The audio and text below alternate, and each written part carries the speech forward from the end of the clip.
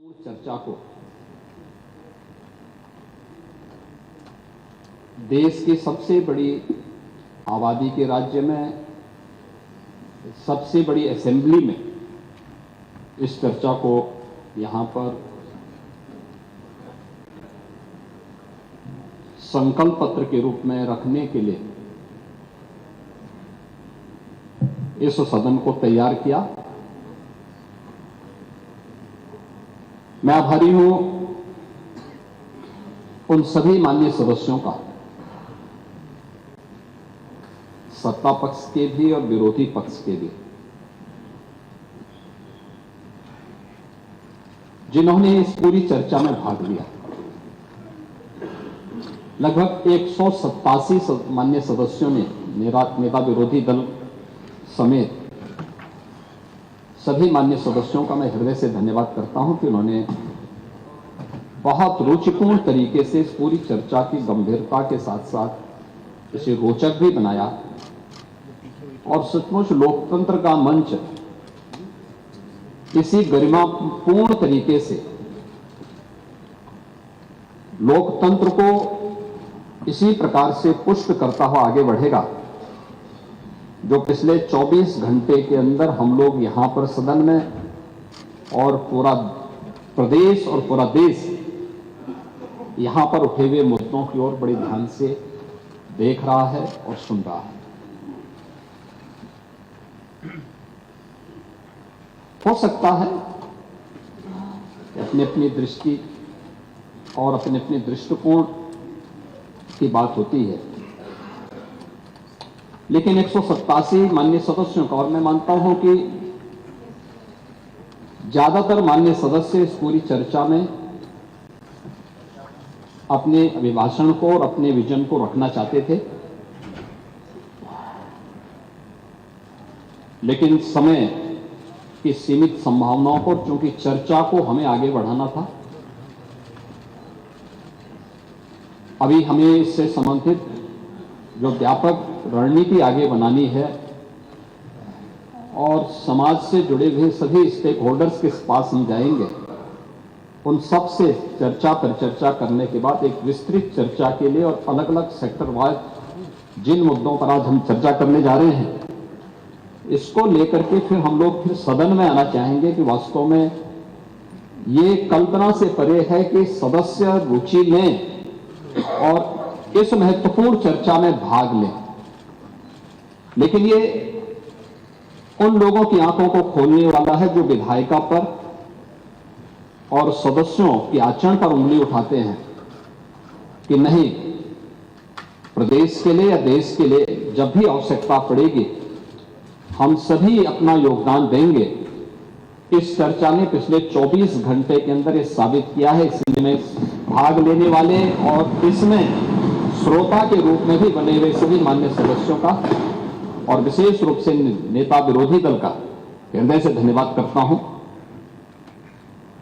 महोदय, उत्तर प्रदेश की जब हम बात करते हैं, उत्तर प्रदेश केवल देश की एक सबसे बड़ी आबादी का राज्य ही नहीं है, यह भारत की आध्यात्मिक और सांस्कृतिक विरासत का प्रतिनिधित्व करने वाली देश की एक प्रकार की ऊर्जा का केंद्र बिंदु भी है। भारत की ऊर्जा का केंद्र बिंदु है जो भारत की आध्यात्मिक और सांस्कृतिक नेतृत्व को अपने यहां से प्राचीन काल से देता रहा है। और इसीलिए जब ग्लोबल इन्वेस्टर समिट में यहां लखनऊ में 2023 में उसके उद्घाटन समारोह को संबोधित करते हुए आदरणीय प्रधानमंत्री जी ने जो बातें यहां पर कही थी, उन्होंने इस बात को कहा था कि आज उत्तर प्रदेश एक आशा है, एक उम्मीद बन चुका है। भारत अगर आज दुनिया के लिए एक ब्राइट स्पॉट है तो यूपी भारत की ग्रोथ को ड्राइव करने वाला एक अहम नेतृत्व भी दे रहा है। ये आदरणीय प्रधानमंत्री जी के विचार थे जो उत्तर प्रदेश ने इस दौरान अपनी एक व्यापक कार्य योजना को लेकर के अपने कार्यक्रमों को आगे बढ़ाने का काम किया। और ये हम सबका सौभाग्य है कि देश अपनी आजादी के अमृत काल में कल देश का स्वतंत्रता के 78 वर्ष पूरे होने जा रहे हैं। 78 वर्ष की इस यात्रा के आत्मावलोकन का एक अवसर पूरे देशवासियों को कल प्राप्त होगा। पूरा देश की आजादी के अमृत महोत्सव वर्ष में देश की भावनाओं के साथ, देश के नेतृत्व की भावनाओं के साथ जुड़ा था। और उस समय आदरणीय प्रधानमंत्री जी ने देशवासियों के सामने कुछ संकल्प लिए थे। जो संकल्प थे उन सभी संकल्पों में जो महत्वपूर्ण संकल्प था 2047 तक भारत को एक विकसित भारत के रूप में स्थापित करना। हम सब इस बात को जानते हैं कि भारत विकसित तब बनेगा जब सभी राज्य इस दिशा में अपनी अपनी भूमिका का निर्वहन करेंगे और अपनी भूमिका के इस निर्वहन करने की दृष्टि से पिछले 24 घंटे से अधिक समय से इस माननीय सदन में इस चर्चा का होना, ये विकसित भारत की इन संकल्पनाओं को ही आगे बढ़ाने का विजन है। दृष्टि जितनी होगी वह उतना ही बोलेगा। और उन स्थितियों में जब यहां पर हम चर्चा करेंगे तो मैं माननीय सदस्यों के द्वारा जो मुद्दे उठाए गए थे उन मुद्दों पर भी बोलने का प्रयास करूंगा। लेकिन मुख्य रूप से अगर हम देखेंगे यहां पे जो चर्चा हुई, मुझे बहुत अच्छा लगा क्योंकि मैं कई अवसर पर इस पूरी 24 घंटे की चर्चा का हिस्सा बना रहा हूं और मैंने इस बात को देखा है कि सभी माननीय सदस्य और सत्ता पक्ष के हों, विपक्ष के हों या अन्य जो भी माननीय सदस्य थे, सभी लोगों ने इस पूरी चर्चा में रुचि ली। कुछ सदस्यों ने रात भर जग करके भी इस चर्चा को और गंभीरता प्रदान की और इस पूरी चर्चा का भाग लेकर के इस पूरी चर्चा की ओर देश का ध्यान भी आकर्षित किया है। भारत विकसित होगा, क्या उत्तर प्रदेश को इस विकसित भारत में अपना योगदान नहीं देना चाहिए? क्या उत्तर प्रदेश विकसित नहीं होना चाहिए? देश की प्रति व्यक्ति आय अधिक हो, क्या उत्तर प्रदेश की प्रति व्यक्ति आय अधिक नहीं होनी चाहिए? देश में खुशहाली हो तो देश की सबसे बड़ी आबादी का नागरिक क्या उस खुशहाली का हिस्सा नहीं होना चाहिए? और इस दृष्टि से इस पूरे कार्यक्रम को हम लोगों ने दो भागों में बांटने का प्रयास किया है। एक 1947 से 2017 तक क्या हुआ, इन 75 वर्षों में, इन 70 वर्षों में हम लोगों ने क्या अचीव किए और 2017 के बाद आज की जो यात्रा है अगले 30 वर्ष की, क्योंकि 1947 से लेकर 2047 तक की 100 वर्षों की जो यात्रा है, इन 100 वर्षों की इस यात्रा में हमने क्या खोया, क्या पाया है, इसका दृश्यावलोकन करने, उसका आत्मावलोकन करने का सबसे उचित समय है जो प्रधानमंत्री जी ने विजन डॉक्यूमेंट के रूप में देश के सामने प्रस्तुत किया था। और उसी विजन डॉक्यूमेंट से अनुप्रेरित होकर के उत्तर प्रदेश आज इस विजन डॉक्यूमेंट की प्रारंभिक चर्चाओं को अपने यहां आगे बढ़ाने का काम कर रहा है। महोदय, 2017 के पहले मैं यहां पर सबसे पहले जो हमारे नेता प्रतिपक्ष तो काफी बुजुर्ग हैं, अनुभवी हैं, वे बोलने का प्रयास करते हैं, जब अपने स्वयं के विवेक से बोलते हैं तो सही बात बोलते हैं, लेकिन जब दूसरों के द्वारा संचालित होने लगते हैं तो फिर थोड़ा कभी कभी उनको मुर्गा भी याद आने लगता है। चलो हो गया। लेकिन अन्य 1 मिनट आप तो खा लेते और जो भी खाते होंगे, लेकिन आपको अच्छा लगता है, मुझे बहुत अच्छा लगा कि आप कम से कम उसको स्वीकार करते हैं। नहीं, खाने पीने में प्रतिबंध नहीं है, कोई दिक्कत नहीं।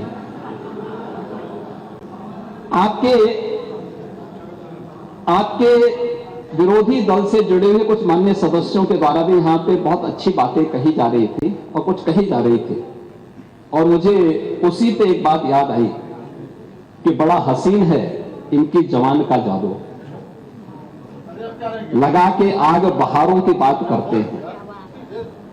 जिन्होंने रात में चुन चुन करके बस्तियां लूटी, वही नसीबों के मारों की बात करते हैं। मैं बात सुन रहा था, आपके सभी मान्य सदस्यों की बात कर रहा था मैं, और मुझे लगा कि खन्ना जी संभवतः ना बोलें क्योंकि वे भी रात भर जगे हैं, तो मैं ही इसका जवाब आपको दे दूं। इन परिणाम क्यों नहीं देंगे खन्ना जी? आप खन्ना जी से इतना अविश्वास मत करिए। आपकी नाराजगी खन्ना जी के लिए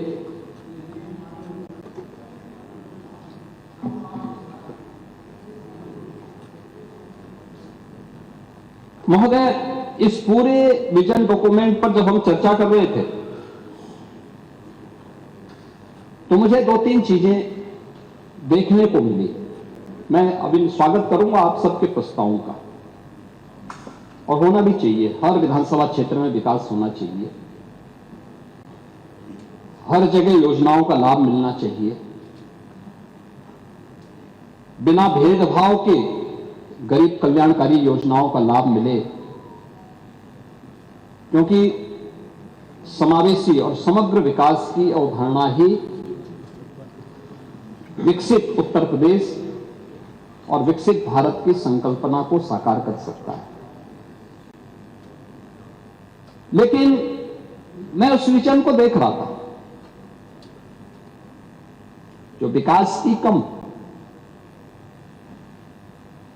सत्ता की ज्यादा बात कर रहा है।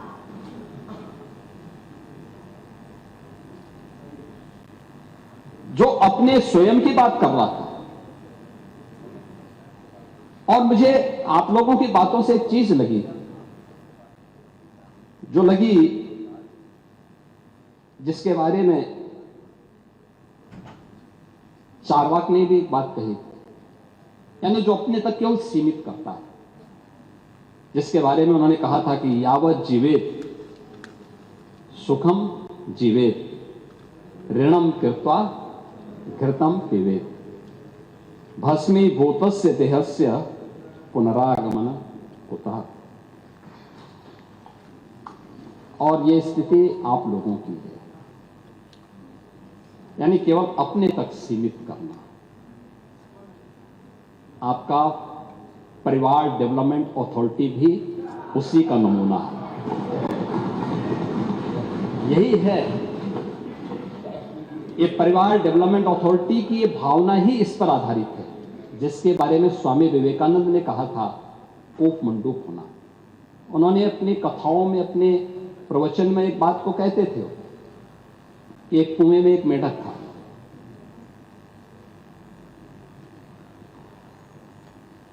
कुएं में पड़ा था, वही पैदा हुआ था, उसने दुनिया नहीं देखी थी। तो एक दिन बाहर का एक मेढक दुर्भाग्य से वहां आ गया। तो उसने पूछा कहां से आए हो? उसने कहा मैं समुद्र से आया हूं। कहा समुद्र कैसा है? उसने कहा बहुत बड़ा है। कहा कितना बड़ा? तो उसने छलांग लगाई, तो कुएं की तो छलांग सीमित ही होगी। उसने कहा क्या इससे बड़ा? उसने कहा इससे भी बड़ा। उसने एक और छलांग लगाई, कहा इससे भी बड़ा? कहा इससे भी बड़ा। कहा तुम झूठ बोलते हो। और मुझे लगता है यही दृष्टि कूप मंडूक वाली आप लोगों की है। दुनिया आगे बढ़ रही है, एक प्रतिस्पर्धा चल रही है, लेकिन आप लोग अभी भी अपने परिवार तक सीमित होना चाहते हैं। और इसीलिए मैंने कहा ना, एक परिवार डेवलपमेंट अथॉरिटी का शिकार आप जब हो चुके हैं, प्रदेश को भी आप वहीं ले जाना चाहते हैं। क्या स्थिति थी 2017 के पहले? 2017 के पहले क्या नहीं है उत्तर प्रदेश में? क्या नहीं था? क्या नहीं था उत्तर प्रदेश में? खन्ना जी ने कल प्रातः संकल्प रखा था, तो उस समय उस संकल्प में उन्होंने कुछ बातें कही थी। कहां थे हम 1947 तक भी, 1950 में भी, 1960 में भी, और कैसे हम लगातार गिरावट की तरफ गए। ये डिटोरेशन, इसका कारण क्या था? 1990 के बाद क्या स्थिति थी? उसी पर मैं कुछ बात रखना चाहता हूं महोदय, कि विशाल सामर्थ्य के बावजूद नीतिगत उदासीनता के कारण उत्तर प्रदेश लगातार पिछड़ता गया। और एक समय ऐसा भी आया जब 1980 के बाद की गिरावट ने 1990 के बाद विभत्स स्वरूप लिया, और उत्तर प्रदेश जो देश का सबसे समृद्ध राज्य था, वह देश का सबसे बीमारू राज्य हो गया। यही प्रदेश है। योजनाएं बनती थी, घोषणाएं होती थी, लेकिन उनमें न इच्छा शक्ति थी, न पारदर्शिता थी, न क्रियान्वयन का संकल्प ही था। बिजली, सड़क, जल, स्वास्थ्य जैसी मूलभूत सुविधाओं पर सरकार की उदासीनता, युवाओं को रोजगार नहीं, किसानों को राहत नहीं, और निवेशकों को भरोसा नहीं। अपराध और अराजकता का बोलबाला था। प्लान की पीड़ा, गरीबी और इलाज के अभाव में दम तोड़ते बच्चे। क्या ये सच नहीं? इंसेफ्लाइटिस से जो मौतें होती थी, डेंगू से जो मौतें होती थी,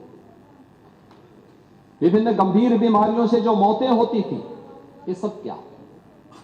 सरकारी नौकरियों में भ्रष्टाचार, सरकारी योजनाओं में भेदभाव, भाई भतीजावाद कल्चर यहां हावी हो चुका था। और महोदय 2017 के बाद डबल इंजन की सरकार में कानून का राज स्थापित, अपराध और अपराधी के प्रति जीरो टॉलरेंस,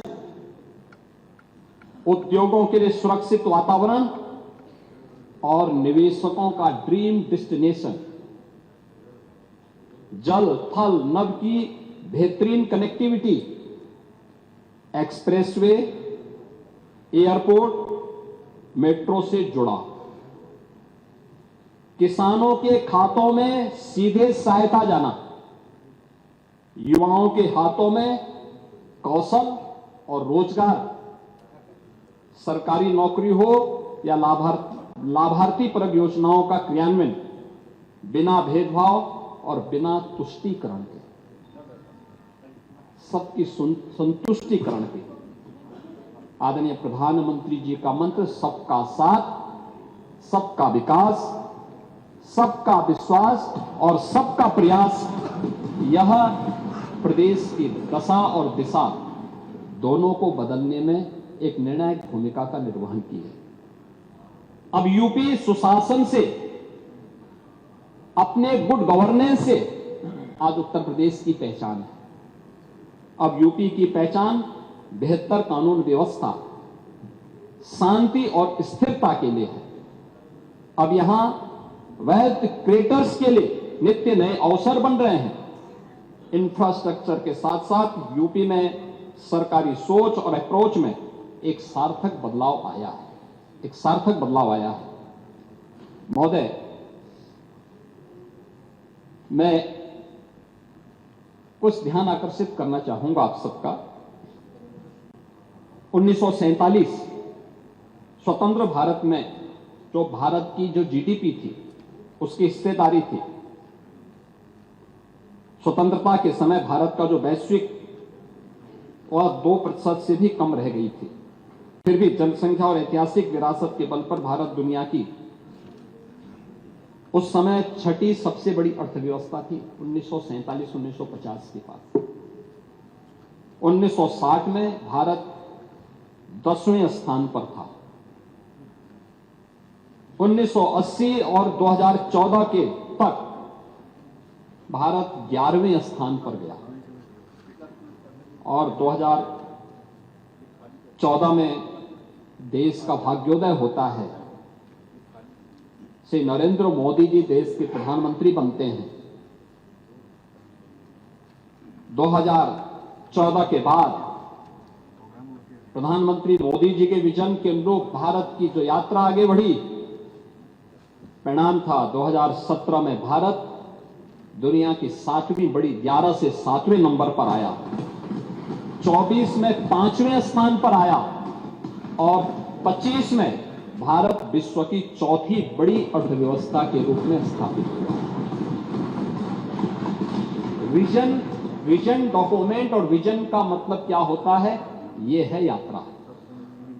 आपने छठी अर्थव्यवस्था को 11वें तक पहुंचा दिया था, 11वें स्थान पर भारत को पहुंचाया था और पिछले 11 वर्ष की यात्रा में 11वीं अर्थव्यवस्था का भारत आज दुनिया की 4थी बड़ी अर्थव्यवस्था के रूप में अपनी सामर्थ्य और अपनी शक्ति का परिचय दुनिया को करा रहा है। महोदय, आप उत्तर प्रदेश की ही आप देखें, 1947 से 2017 के बाद 17 तक जो स्थितियां थी उत्तर प्रदेश के अंदर, बीच के कुछ कालखंडों को छोड़ दें तो शेष समय क्या स्थिति थी? 1990 के दशक में औद्योगिक इकाइयों में तालाबंदी, निवेशक हतोत्साहित था, ऐतिहासिक नगर, उपजाऊ भूमि, नदियां और श्रमबल होने के बावजूद आर्थिक रफ्तार बहुत धीमी थी। आजादी के बाद 2016-17 तक उत्तर प्रदेश की जो नेशनल जीडीपी थी उसमें योगदान में लगातार गिरावट थी। कुल हम लोग 2016-17 में उत्तर प्रदेश की जो भागीदारी थी, जो 1960 में 14% से अधिक थी,